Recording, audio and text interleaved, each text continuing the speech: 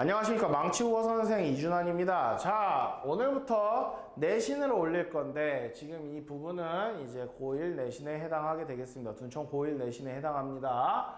자, 제망매가의 제자는 제사할 때 제자고, 망은 죽을 망자, 매는 누이 매자야. 죽은 누이에게 제사를 지내는 노래입니다. 따라서 이미 사별한 상태라는 사실은 알 수 있겠죠. 그리고 누가 누구에게, 화자가, 글씨가 안 보이겠다. 화자가 지금 저 지은 월명사고, 청자가 죽은 누이라는 사실을 알 수 있습니다. 그럼 누나가 죽었어. 그럼 어떠한 감정을 기반으로 썼겠니? 슬프고 그립고 이러한 감정을 기반으로 쓰지 않았겠니? 그러니까 그러한 감정이 있으리라고 생각하고 들어가면 아무래도 조금 더 쉽겠죠. 자, 미리 숙제에 대한 이야기를 좀 하겠습니다. 여기 보면 내가 현대어 해석을 안 넣어놨어요. 그쵸? 왜 안 넣어놓았냐면 시험 볼 거예요.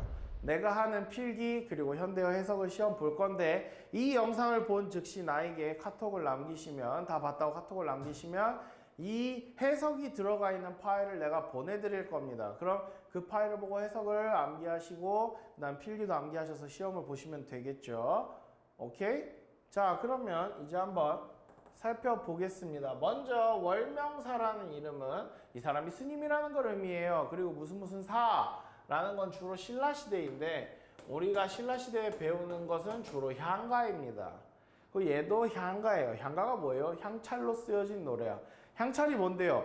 향찰이 뭔지 궁금한 사람은 나중에 내가 국어문법에 올릴 때 보시든지 아니면 인터넷으로 검색을 해보세요. 지금 그것까지 다 얘기해 줄 순 없어. 자, 향가는 향찰로 쓰여진 신라시대 노래인데요. 향가에는 크게 4구체, 8구체, 19체 향가가 있습니다. 근데 이때 구가 뭐냐? 구는 그냥 행이라고 생각하시면 됩니다. 행. 몇 행이냐 이거? 하나, 둘, 셋, 넷, 다, 열, 일곱, 여덟, 아홉, 열. 따라서 얘는 19체 향가시더라. 오케이? 19체 향가의 특징, 가장 대표적인 특징 하나만 들고 넘어갑시다. 9부터 19까지를 낙구라고 부르는데요. 마지막으로 떨어질 낙자 써서 마지막 구라고 부르는데, 이 낙구는 시작할 때 무조건 영탄법으로 시작하게끔 되어 있습니다. 본래 9번째 여기 아야. 영탄법. 오케이? 됐습니까? 그러면 향가의 특징 여러 가지가 있겠지만 이것만 하고 지금부터 얘에 대해서 설명해 보겠습니다.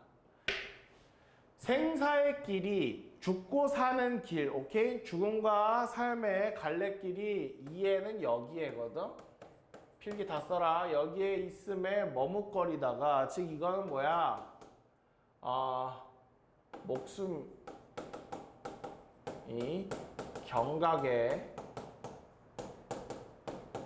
달렸을 때를 얘기하는 거야. 촌각을 다툴 때, 곧 중매 만회할 때를 이야기하는 거야. 생사길이 여기 있대. 지금 당장 내 앞에 있대. 그 말은 뭐야? 당장 죽든지 살든지 둘 중 하나니까 그만큼 목숨이 총각을 다투고 있을 때, 경각에 달했을 때.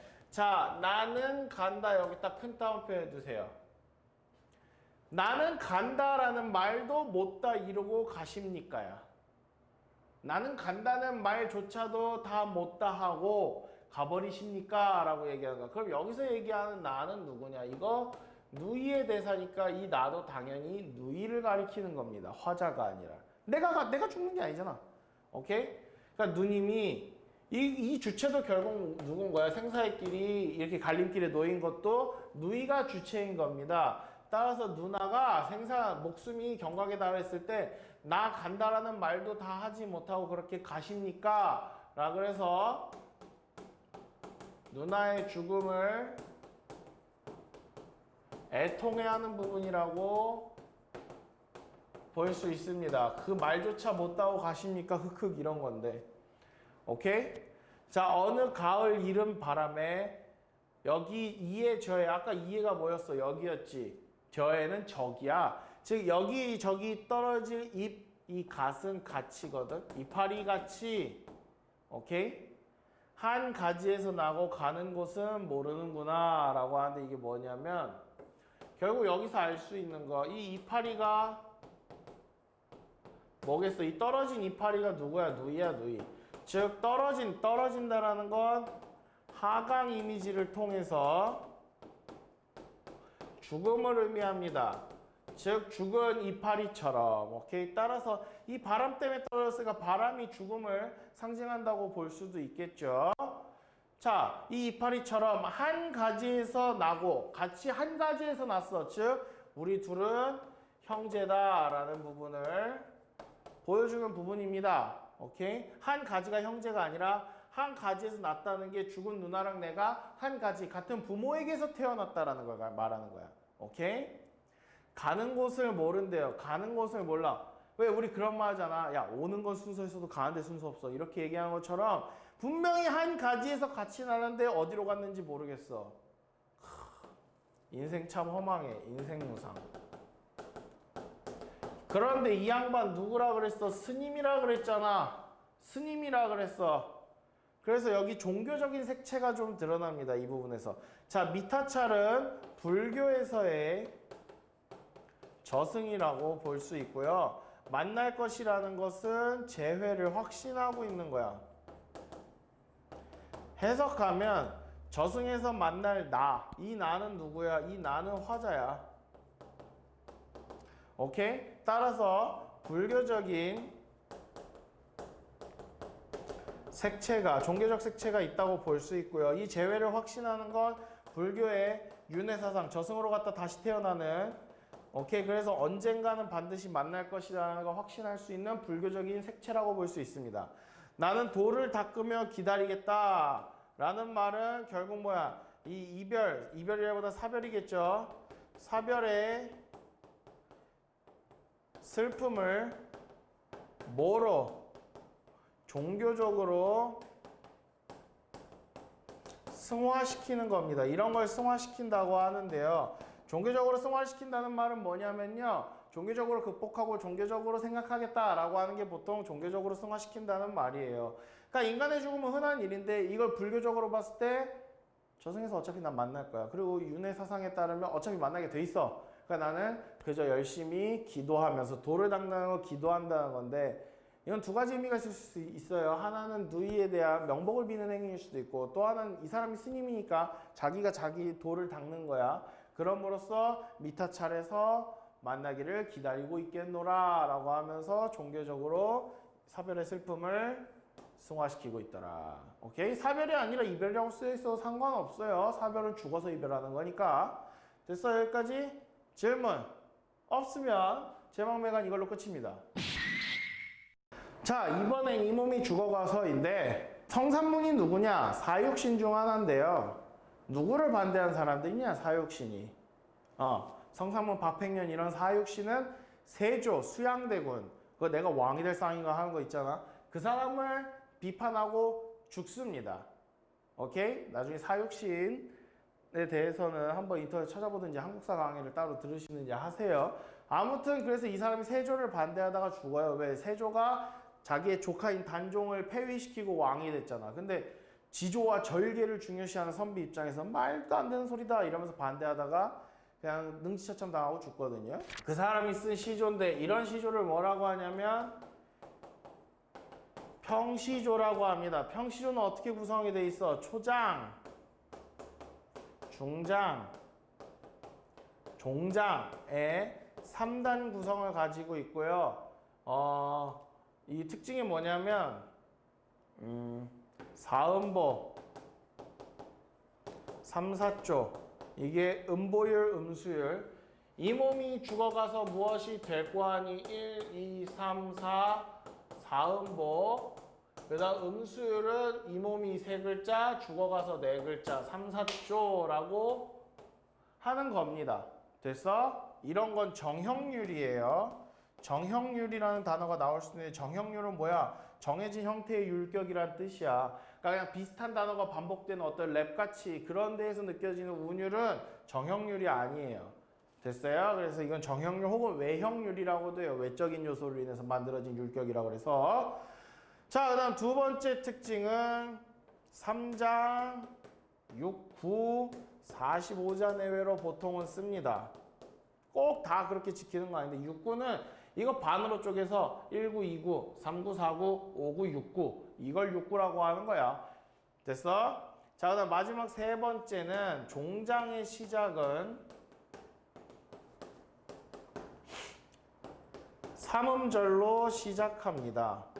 삼음절, 니네 맨날 음절이랑 어절이랑 헷갈리는데 어절은 띄어쓰기 단위로 3개란 뜻이고요. 음절은 글자 3개란 뜻이에요. 여기 봐.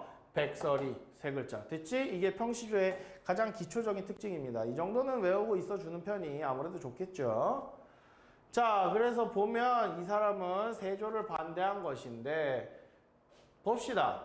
이 몸이 죽어가서 무엇이 될 거 아니 복례산 제일봉의 낙락장송이 되어 있어. 이 소나무는 보통 지조와 절개를 상징하는데 소나무는 사시사철 푸른 나무예요. 오케이, 낙엽도 지지 않는 나무잖아요. 그래서 뭐라고 돼 있어? 백설이 만건곤. 백설 흰 눈이 해서 흰색 이미지, 흰 색채 이미지. 이런 색채 이미지는 색깔은 뭐로만 알 수 있니? 눈으로만 알 수 있잖아. 그래서 시각적 심상이라고도 볼 수 있습니다. 그래서 만건곤 할 때 흰 눈이 건곤은 하늘과 땅이거든. 온 세상에 가득할 때 독야청청 나 홀로 푸르게 있으리라. 청은 푸른 이미지잖아요. 즉 뭐라고 볼 수 있어? 백설과 얘는 그리고 푸르다 그랬으니까 어떻게 보면 소나무까지 합쳐서 색채 대비를 이루고 있다고 볼 수 있습니다. 여러분 여기서 잠깐 색채 대비는 꼭 서로가 반대돼야만 색채 대비는 아니에요. 그냥 서로 다른 색깔을 통해서 서로의 색깔이 돋보이게 확실하게 이미지를 잡을 때 색채 대비라고 쓰는 거고 둘이 꼭 대조적인 이미지여야 되는 건 아니야. 여기선 대조적이야. 근데 뭐라고 돼 있어? 흰 눈이 온 세상에 가득할 때 나 혼자 푸르겠다. 나 혼자 지조와 절개를 지켜주겠다. 라고 얘기함으로써 자기는 단종에 대한 절개를 지키겠다라는 강력한 의지를 의지적 어조로 보여주고 있는 거라고 할 수 있습니다. 뭐뭐 하리라 하면 보통 의지적이거든? 그럼 도대체 흰 눈이 무엇이냐? 엄마야. 그럼 도대체 흰 눈이 무엇이냐? 흰 눈이라는 것은 세조입니다. 세조의 세력을 가리키는 거예요. 따라서 흰색에 대해서 이 사람은 어떤 이미지를 가지고 있겠어? 부정적인 이미지를 가지고 있습니다. 보통 흰색은 부정적으로 사용이 잘 안 되는데 여기서는 부정적으로 사용이 됐잖아. 간혹 이런 식의 경우가 많아요. 흰색과 검은색. 오케이? 까마귀 얘기 나오고 이런 걸로 엄청 백로랑 까마귀로 주로 사용이 되긴 하는데 흰색과 검은색이 서로 대조를 이루는데 보통 흰색이 긍정, 검은색이 부정이잖아. 근데 간혹 이걸 거꾸로 뒤틀어서 검은색을 긍정, 흰색을 부정으로 쓸 때가 있거든. 이것도 그런 느낌이에요. 흰색을 부정적으로 쓴 거예요. 그런 의미에서 독창적인 사고의 표현이라고도 할 수 있겠습니다. 자, 그래서 이렇게 해서 죽음을 무릅쓰고라도 나는 죽어서도 반드시 푸른 소나무로 태어나서 지조와 절개를, 단종에 대한 지조절개를 지키는 하나의 소나무가 되리라 라는 시가 이 몸이 죽어가서입니다. 질문 없으면 그 다음 거. 동짓달 기나긴 밤에 황진이. 여러분 황진이 하면 그냥 이 두 가지만 떠올리시면 됩니다. 그냥 그리움 그리고 사랑. 사랑이라기보단 이별이라고 합시다. 이별과 그리움이라고 생각하시면 됩니다. 키워드는 봅시다. 쏘리. 하나만 더 알아두세요. 이별, 그리움, 그리고 한글의 비. 오케이? 황진이는 여성 시인이잖아요. 그래서 이 시가 가지는 특징, 이 시뿐만 아니라 황진 시들이 가지는 특징은